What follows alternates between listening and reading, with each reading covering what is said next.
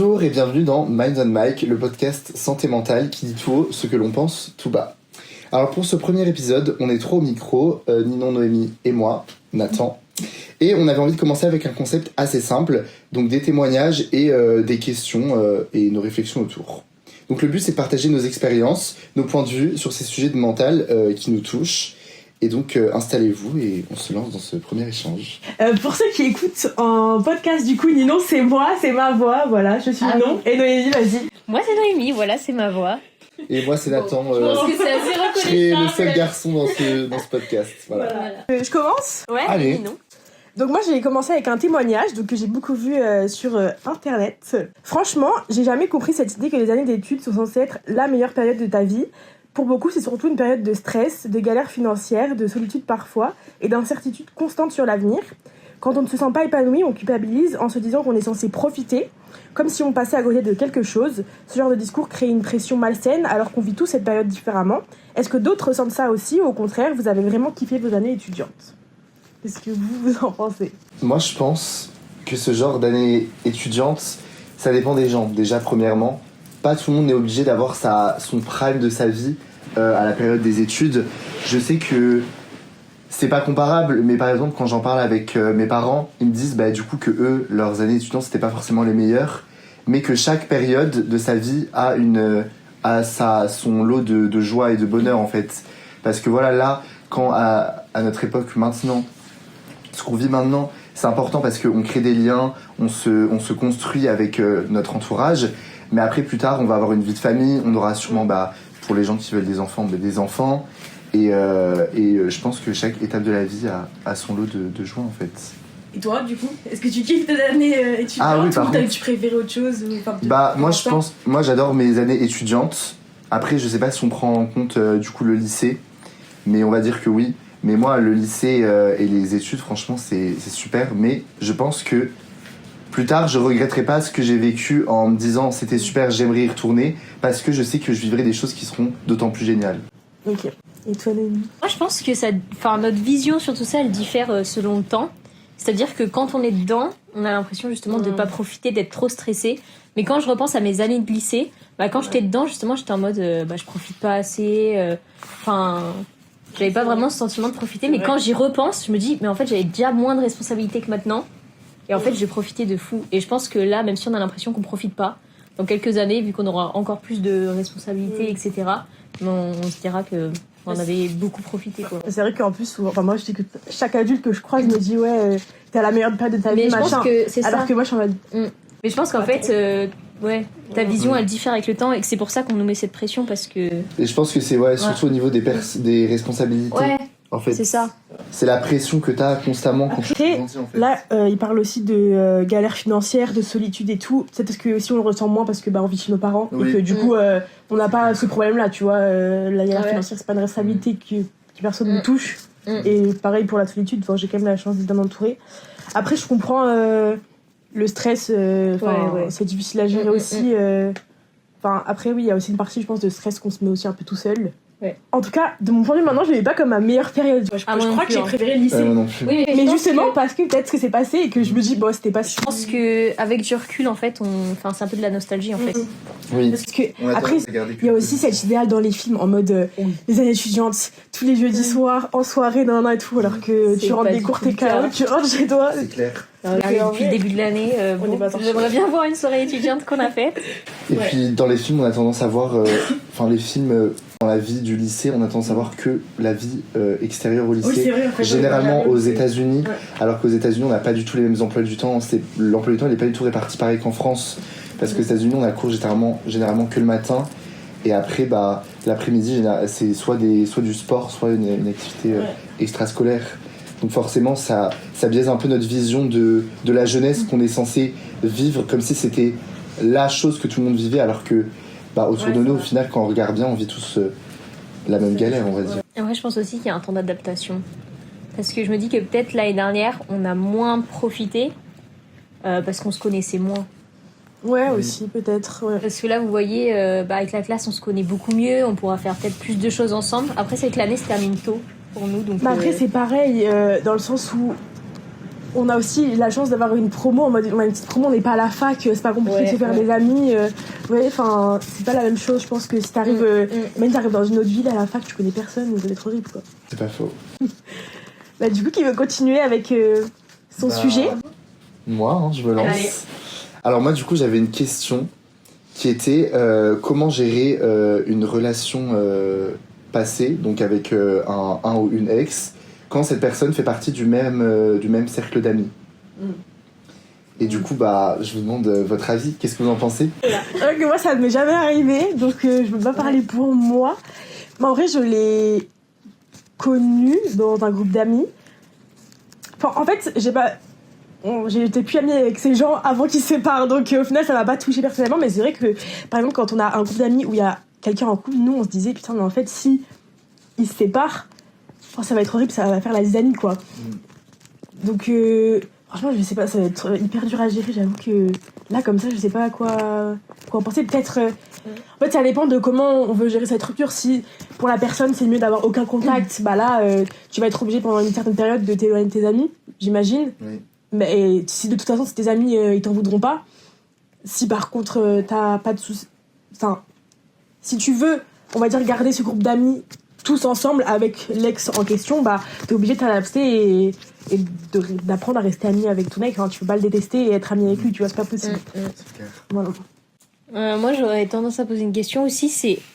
En fait, je pense que ça dépend dans le sens où on dit souvent qu'il faut pas se faire ami avec, genre, les amis de nos copains. Enfin, on peut bien s'entendre, mais de là à se faire ami, bah, justement, la question, c'est est-ce que ces personnes-là étaient amis de base et se sont mis ensemble dans ce groupe d'amis, ou est-ce que c'est une personne extérieure qui est venue dans ce groupe d'amis pour se mettre avec cette personne-là? Parce que j'aurais tendance à dire, si c'est quelqu'un d'extérieur, bah, peut-être se recentrer sur lui et voir ses amis qui sont hors de ce groupe d'amis pour l'instant et attendre que non, mais quand ça s'est formé dans le même groupe, c'est compliqué parce que tous tes amis ramènent à cette personne, quoi.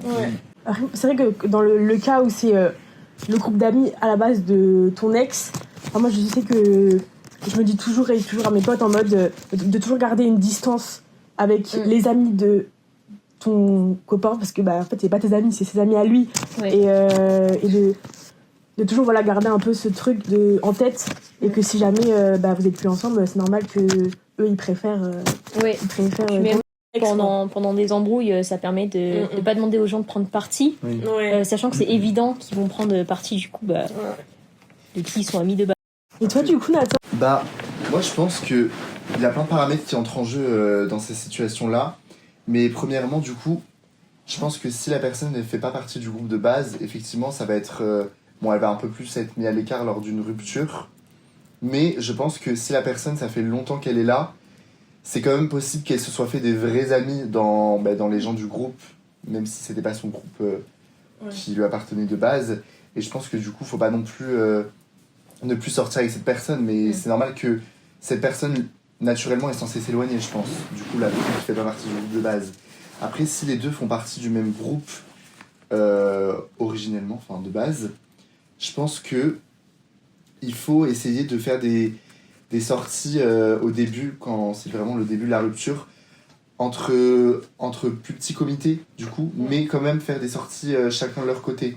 C'est-à-dire que par exemple, du coup, j'imagine que c'est un garçon et une fille, mais du coup, le garçon qui va plus sortir avec les mecs du groupe, et la fille qui va plus sortir avec les filles du groupe, juste pour parler, pour avoir des moments où ils peuvent penser à autre chose, mais quand même se voir, et d'autres moments où le groupe peut se réunir tous ensemble, mais pas forcément...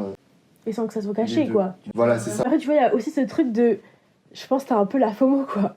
Tu sais, t'es en mode... du coup, ils font un truc sans moi, même si c'est pour mon bien et tout.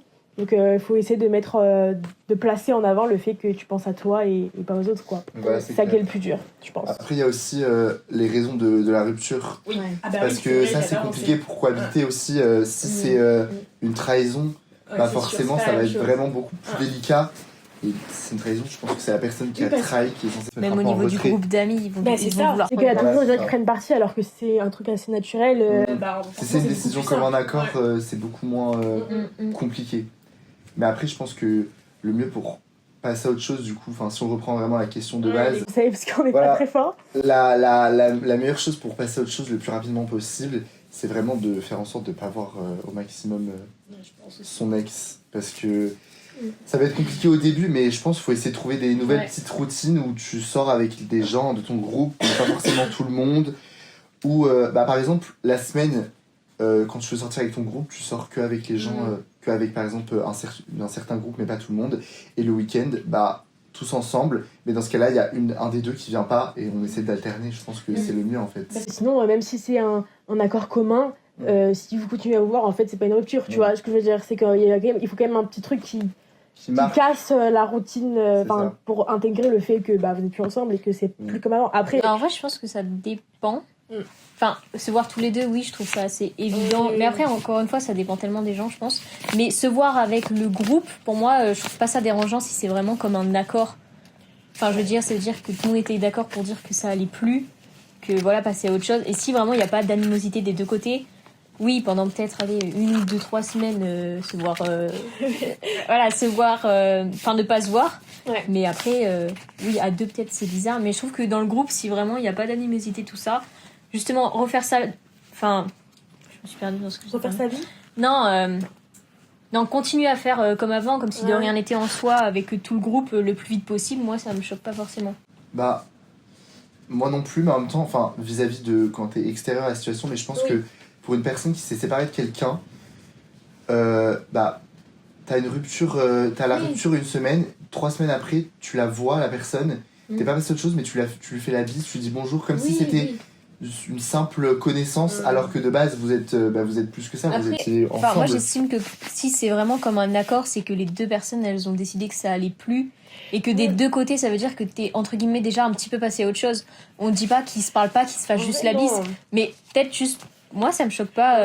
Ou c'est pas parce que tu es d'accord pour te séparer qu'en vrai, tu t'aimes plus, tu vois. Non, oui, ça, je suis d'accord. Mais justement, mettre en place cette nouvelle vision des choses dans le groupe d'amis, par rapport aux autres et à tout le monde, ça permet, dès le départ, en fait, de retourner dans une dynamique que, pour moi, ne pas se voir pendant X de temps et faire en mode ça rend la chose non, faut pas voir un officielle, tel, faut pas qu'ils se voient, faut pas qu'ils se croisent, ça met vraiment un truc je sais pas plus pas tabou, de en fait. gêne, mais de tabou, et au moment où ils vont se voir, ils vont être gênés de se voir, même si peut-être il y a plus rien, ça va remonter des trucs, alors de se voir et je sais pas, de parler pas comme si de rien n'était forcément, mais voilà, s'il y a des choses à dire, qu'ils le disent, et puis pour moi du coup ça fait que ça passe plus vite à autre chose. Après forcément s'il y a des sentiments encore derrière et qu'il y a eu de la trahison, c'est pas du tout, ça a rien à voir, mais voilà, si vraiment se sont séparés en bonne entente, c'est ça.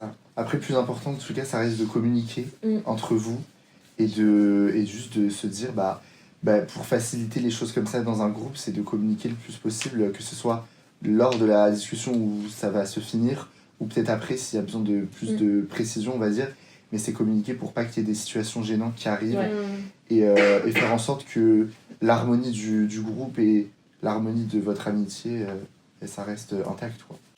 Merci Nathan. Et toi, Noémie? Alors moi, du coup, c'est une anecdote un petit peu personnelle. Il faut savoir qu'il y a quelques années, j'ai eu un moment assez compliqué suite à plusieurs événements qui sont arrivés. Ça m'a beaucoup affectée, ça a aussi affecté ma famille, mes études et mes amis. C'était handicapant au quotidien, mais en fait, je m'en rendais compte, mais j'arrivais pas à passer au-dessus parce que j'avais ce truc de ressasser dans ma tête et d'y penser tout le temps. Et donc, ma mère, elle m'a dit, on va trouver une solution. Et il faut savoir que ma mère, elle avait fait de l'hypnose médicale, donc, ou thérapeutique, on peut l'appeler par les deux noms. Et elle m'a conseillé d'y aller. Au début, j'étais un peu sceptique. Honnêtement, j'avais déjà vu de l'hypnose, je pense comme tout le monde. Moi, j'imagine genre Eric Antoine. Voilà. Oui, voilà. Non, pas Eric Antoine, comment il s'appelle? Mesmer. Voilà, j'étais un peu en mode bon, je vais aller chez Mesmer. Bon, je suis pas sûre que ça va régler mon problème, quoi. Elle était en mode mais si, vas-y et tout, t'essayes. Si t'aimes pas, on arrête. Il faut savoir il fallait quand même prévoir. Ça durait 1 mois et c'était 1 jour par semaine. Sur une durée d'1 mois. 4 séances à peu près. Ouais, c'est ça. Il fallait en prévoir 4 pour vraiment que ça marche. Donc bon, elle m'avait dit on essaye, mais j'étais un peu en mode bon, c'est comme 4 séances quoi. Donc voilà. Et donc elle m'a dit donc c'est soit en présentiel, soit en distanciel. Donc là je me suis dit mais j'y croyais encore moins parce que je me suis dit donc par téléphone le mec va m'hypnotiser. Enfin j'étais un peu sceptique, pourtant j'y crois, mais j'étais très sceptique. Et donc bref, vient le jour du rendez-vous, j'étais donc chez moi, je l'appelle, et bon déjà c'était un monsieur qui était un peu dur dans sa manière de parler, c'est pas comme une psychologue qui, elle, prends des pincettes. Lui, voilà, il était assez dur dans ses mots. Donc, voilà, j'étais un peu... en mode, bon, d'accord, quoi. Pas très à l'aise, quoi. Ouais, pas très à l'aise. Et donc, le deuxième rendez-vous, c'était le moment où il devait m'hypnotiser. Donc, bref, il m'explique, il m'installe, il faut être un petit peu allongé, mais pas trop. Enfin, c'est tout un truc. Je me mets dans mon lit. Et là, il me dit, je vais parler, mais tu m'écoutes pas. Puis là, je me dis, mais... En fait, c'est possible. quand on dit à quelqu'un, m'écoute pas, t'as juste envie d'écouter, Bah ouais. quoi. C'est comme ça, t'es curieux, quoi. Et je me dis, mais je vais jamais y arriver. Il me dit, non, mais il faut que tu penses à des trucs joyeux, des trucs qui te font plaisir et tout. Donc, je commence à penser. Et c'est vrai qu'il commence à parler et je l'écoute pas. Je sais pas comment. Je sais pas ce qu'il dit. Je sais pas ce qu'il dit. Je vous dirai après parce que j'ai retenu qu'un truc. Mais je sais pas du tout ce qu'il dit parce que je suis en mode, je suis dans mon truc, quoi. Et en fait, donc au début ça commence, je suis dans ma tête et je me dis bon ça marche pas son truc. Enfin, je me sens pas du tout mieux là, je suis même moins bien. Et au bout d'un moment, je sens mon corps qui s'enfonce dans le lit. Mais je saurais pas vous décrire la sensation, mais c'est comme si tous mes muscles, vraiment, ils s'enfonçaient dans le lit. Et même dans mon ventre, enfin mon estomac, mes abdos, ils poussaient vers l'arrière. Et ça a poussé tellement fort qu'en fait, je suis partie en fou rire. Mais vraiment parce que c'était physique en fait. Je pouvais pas m'empêcher de rigoler tellement ça poussait dans mon ventre, quoi. C'est très spécial. Et donc là, je me suis dit, ah ouais, ok. Et je pouvais pas bouger en fait. J'étais complètement... hypnotisée. Mais c'était fou, quoi. C'était vraiment un peu comme une anesthésie en fait. Et faut savoir que je me le suis noté. C'est un état du coup de conscience modifié. On n'est pas endormi, mais on n'est pas réveillé. C'est comme si t'es dans un état où t'es en fait concentré. Enfin, c'est très spécial. Et donc l'hypnose, ça sert à modifier la perception, les sensations ou les comportements de la personne. Donc moi, c'était surtout du coup ma manière de penser parce que je pensais beaucoup trop. Et donc j'ai fait ces 4 séances. La 2 et la première et la deuxième séance, pardon. Fallait faire toutes les semaines du coup et moi c'était le vendredi. Et en fait, arrivé au mercredi, jeudi, je ressentais un peu un manque. Donc c'est assez spécial. Manque de l'hypnose. Oui, c'est ça. Parce que tout, du coup, le début de la semaine, ça allait très bien. Je me disais, ça marche super bien, quoi. Tout va bien. Et à la fin, ça revenait d'un coup. Et je me disais, j'ai vraiment besoin de ça. Et plus les séances, elles allaient, moins j'avais ce sentiment. Jusque du coup, à la 4e séance, je m'étais dit, moi, c'est hyper peu 4 séances, en vrai, quand j'ai commencé. Au début, je suis en mode, c'est beaucoup. Après, j'ai dit, non. Et du coup, après ça, je me suis rendu compte que au bout de la 4e séance, mais on va dire quasiment toutes mes pensées étaient parties et j'arrêtais beaucoup, enfin je réfléchissais beaucoup. Attendez, j'arrive pas à faire ma phrase. Tu réfléchissais beaucoup moins. Oui, voilà, je réfléchissais beaucoup moins. Et du coup, comme tu as posé la question, après ces semaines-là, il rappelle 2 mois après, il te rappelle pour savoir comment ça va. Et moi, il faut savoir que pendant ces 2 mois, j'avais une phrase qui était dans ma tête, mais je comprenais pas pourquoi. J'étais en mode, et la phrase, alors elle est toute bête, hein, en plus c'est genre... tu marches et ton sac à dos tombe. Ouais. Moi, j'avais ça dans la tête. J'étais en mode, mais c'est trop bizarre. Enfin, pourquoi je pense tout le temps à ça? Enfin, du coup, je lui en parle. Je me dis, faut c'est lui. Et en fait, c'est vrai qu'il m'a dit qu'en fait, c'est qu'à un moment, j'avais dû écouter sans faire exprès ce qu'il disait. Et que du coup, mon cerveau avait retenu qu'il avait dit ça. Mais je sais pas pourquoi il a dit ça après. Oui, c'était genre dans son speech. Je pense que c'était dans son speech, dans son truc. Et du coup, je sais pas, mon cerveau, il a dû retenir ça. Et pendant 2 mois, j'étais en mode, mais qu'est-ce que c'est que ce truc, quoi? Et du coup, ça a hyper bien marché. C'est dingue. Et il m'a donné un conseil en parallèle de ça. Si aussi vous avez tendance à trop réfléchir sur certaines choses, ça peut être n'importe quoi, même des trucs bêtes. Alors, c'est un peu violent hein, la manière dont il me l'avait dit, mais bon, de toute façon, il était un peu comme ça. Il m'avait dit, oui, quand tu penses à ça, tu te dis ta gueule. J'étais en mode, ah d'accord, ok. Et du coup, c'est vrai que il faut se forcer. Et j'avais vraiment essayé à chaque fois que la pensée, elle revenait, je me disais stop, parce que bon... Ouais, quoi. J'étais un peu en mode, je vais pas m'insulter tous les jours. Surtout que j'y pensais tout le temps. À voix haute? Non, dans ma tête. Dans ta tête. Après, quand j'étais toute seule, vraiment, quand j'étais toute seule, j'étais en mode, stop. Mais sinon, je disais dans ma tête. Et du coup, à chaque fois que j'y pensais, j'étais en mode, stop. Et en fait, c'est vrai qu'à force de faire ça, c'est une hyper bonne technique, même sans faire de l'hypnose. En fait, ça va envoyer un message à ton cerveau de comme quoi, tu peux pas penser à ça, parce que de toute façon, la pensée va pas continuer. Ok. Quand tu ressasses quelque chose, que tu te dis, par exemple, si c'est une situation, j'aurais pu faire ça différemment, il aurait pu se passer ça, c'est des choses qui sont pas arrivées. Donc en fait, ça sert à rien d'y penser, quoi. La situation va pas changer. Donc en fait, je me disais stop, de toute façon, ça va pas changer, stop. Et j'arrêtais de penser à des éventualités, ce qui a fait qu'en fait, au bout des mois qui sont passés, après j'y pensais, mais plus du tout. Et j'en faisais plus du tout les histoires dans ma tête, voilà. Ça, c'est dingue. Et en fait, c'est le fait de conscientiser les faits, en fait, et de conscientiser le fait d'arrêter d'y penser. Oui. Ok. Et tu penses que, genre, parce que cet homme, enfin, pour être hypnotiseur, il y a une partie de don ou c'est vraiment une formation tu vois ce que je veux dire? Alors, est-ce que c'est vraiment le fait d'avoir sa voix ou est-ce que c'est ce qu'il dit? Tu vois, je sais pas. Alors, ma mère, je crois qu'elle lui avait posé la question. Moi, je l'ai pas trop posé parce que bon, voilà, il faisait un peu peur. Après, il était gentil quand même. Mais en fait, il lui a répondu que tout le monde pouvait être hypnotiseur, mais que forcément, déjà, faut y croire. Oui, mais tu vois, toi, au début, tu croyais pas? Oui. Mais il faut y croire. Enfin, moi, j'y croyais, mais j'étais... Ah, pour l'être, tu veux pour dire? l'être. Ah, oui, ok. Faut être quand même un peu, se dire Intéressé que... par ce milieu. Faut être intéressé un petit peu par ce qui est spirituel, je pense. Oui. Et donc, je pense que oui, c'est une formation. Je pense que tout le monde peut l'être. Après, il faut savoir poser sa voix. Enfin, c'est vraiment des choses assez spécifiques. Puis là, du coup, il a fait tout ça sans me toucher. C'était par téléphone. Vrai. Et c'est là que je me suis dit, c'est dingue. Ah, c'était au téléphone? C'était en FaceTime.